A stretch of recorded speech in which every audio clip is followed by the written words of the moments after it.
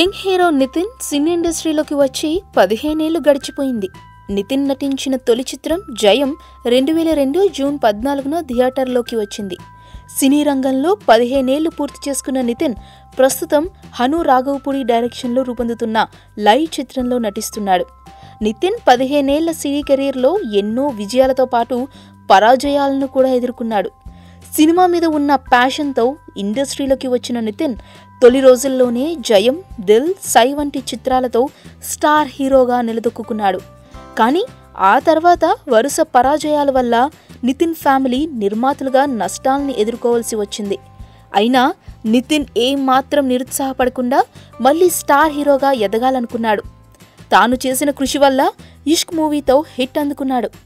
ఆ తర్వాత అదే ఫామ్ని కొనసాగిస్తూ విజయ పదంలో దూసుకెళ్తున్నాడు నితిన్. ఇకపై కూడా సినిమాలలో నితిన్ ఇదే స్పీడ్ కొనసాగించి మరిన్ని హిట్స్ అందుకోవాలని కోరుకుంటూ all the best to Nithin from TFC media private limited.